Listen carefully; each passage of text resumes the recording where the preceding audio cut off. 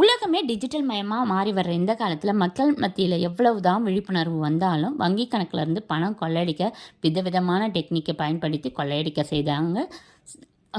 தாங்க செய்கிறாங்க.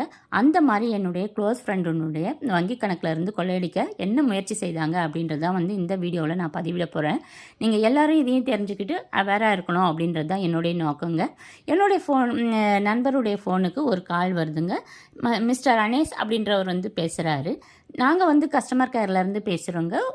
உங்கள் நம்பரை இப்போ இன்னும் 2 மணி நேரத்தில் பிளாக் பண்ண போகிறோம். அதாவது உங்கள் ஆதார் ஐடியை யூஸ் பண்ணி மும்பையில் இன்னொரு நம்பரை நீங்கள் வாங்கியிருக்கீங்க. அந்த நம்பர் சமூக விரோத செயல்களுக்கு யூஸ் பண்ணதுனால உங்கள் நம்பர் எல்லாத்தையும் பிளாக் பண்ண சொல்லியிருக்காங்க. 2 மணி நேரத்தில் உங்கள் நம்பர்லாம் பிளாக் ஆகிடும் அப்படின்னு சொல்கிறாருங்க.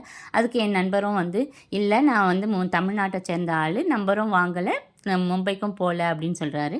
உங்கள் நம்பர் ஆக்டிவேட் பண்ணணும் அப்படின்னு சொன்னாக்கா நீங்கள் மும்பையில் இருக்கிற போலீஸ் ஸ்டேஷனுக்கு நான் கனெக்ட் பண்ணுறேன், அங்கே நீங்கள் உங்கள் புகாரை பதிவிடுங்க அப்படின்னு சொல்கிறாரு. அதுக்காக டைரெக்டாக கனெக்ட் பண்ணி விட்றாருங்க மும்பை போலீஸ் ஸ்டேஷனுக்கு.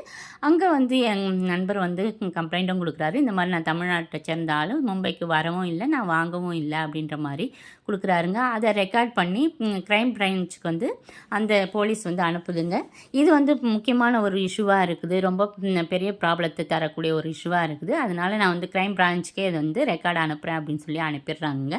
அந்த க்ரைம் பிரான்ச்சுக்கு ரெக்கார்டிங் போனவுடனே ஒரு வீடியோ கால் வருதுங்க நண்பருக்கு. அங்கே பார்த்தீங்க அப்படின்னு சொன்னாக்கா இது முக்கியமான இஷ்யூ, நீங்கள் ரொம்ப சமூக விரோத செயல் ஈடுபட்டிருக்கீங்க. இந்த நம்பரை யூஸ் பண்ணி நீங்கள் 6.5 crores மணி லாண்ட்ரிங் பண்ணியிருக்கீங்க அப்படின்ற மாதிரி சொல்கிறாங்க. அதாவது ஹெச்டிஎஃப்சி மேனேஜரோட சேர்ந்து நீங்கள் பணம் நிறைய திருடி இருக்கீங்க, சமூக விரோத செயல்லாம் செய்திருக்கீங்க, தீவிரவாதத்தோடவும் தொடர்புகளாக இருக்கீங்க, உங்கள் அக்கௌண்ட்லேருந்து நிறைய மணி ட்ரான்ஸ்ஃபர் ஆகிருக்கு அப்படின்ற மாதிரி க்ரைம் பிரான்ச்சில் ரொம்பவே பயமுறுத்துகிறாங்க. அதனால் சீரியஸாக ஆக்ஷன் எடுப்போம், நீங்கள் 3 மாதம் ஜெயிலில் இருக்க வேண்டியதாக இருக்கும், உண்மையை ஒத்துக்கிட்டிங்கன்னா உங்களை காப்பாற்றுறதுக்கு கொஞ்சம் வழி இருக்குது, என்ன நடந்ததுன்னு உண்மையை சொல்லுங்கள், நாங்கள் ஒரு சில ஃபோட்டோஸ், அதாவது ஒரு 10 பேருடைய ஃபோட்டோஸ்லாம் அனுப்புகிறோம் அப்படின்னும் சொல்கிறாங்க.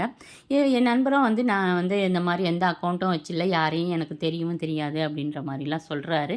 இருந்தாலும் பார்த்தீங்க அப்படின்னு சொன்னாக்கா அவங்க என்ன சொல்கிறாங்க அப்படின்னா, நீங்கள் ஒன்று என்ன நடந்தது உண்மையை ஒத்துக்குங்க, அப்போ தான் உங்களை எங்களால் காப்பாற்ற முடியும் அப்படி சொல்கிறாங்க.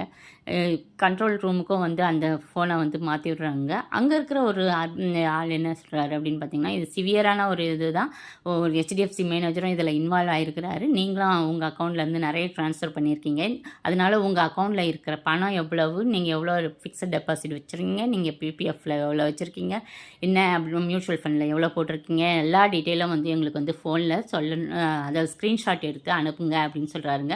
அதனால் என் ஃப்ரெண்டும் பார்த்தீங்க அப்படின்னு சொன்னாக்கா இந்த டீட்டெயிலெலாம் ஸ்க்ரீன்ஷாட் எடுத்து அனுப்புகிறாருங்க. அப்போ இன்னும் உன் அக்கௌண்ட்டில் பணமே இல்லை, எங்கே போச்சு, நீ இத்தனை வருஷமாக சர்வீஸ் பண்ணுறன்ற வேலையில் இருக்கிறதுனால இவ்வளோ பணம் வச்சுருக்கணுமே, எங்கே அப்படின்னு கேட்குறாங்க. இல்லை, எனக்கு ஃபேமிலி சுச்சுவேஷன்னால என்கிட்ட பணமே இல்லை அப்படின்றது இவர் நண்பர் சொல்கிறாருங்க.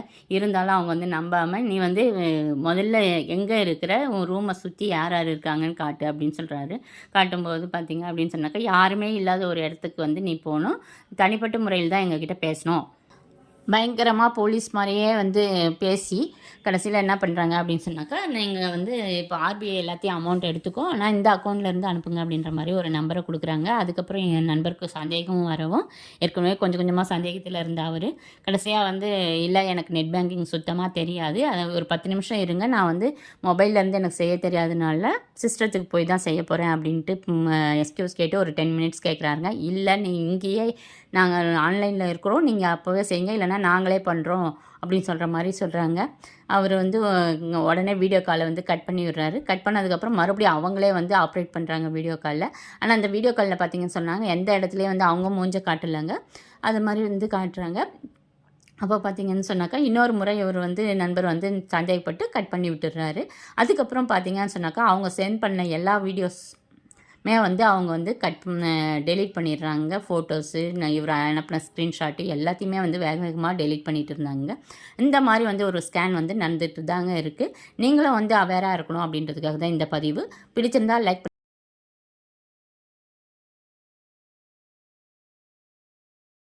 பிடிச்சிருந்தால் மறக்காமல் லைக் பண்ணுங்கள், ஷேர் பண்ணுங்கள், சப்ஸ்கிரைப் பண்ணிவிடுங்க. இது எல்லாருக்கும் தெரிஞ்சுக்கணும் அப்படின்றதுக்காக உங்கள் ஃப்ரெண்ட்ஸுக்கெல்லாம் ஷேர் பண்ணிவிடுங்க.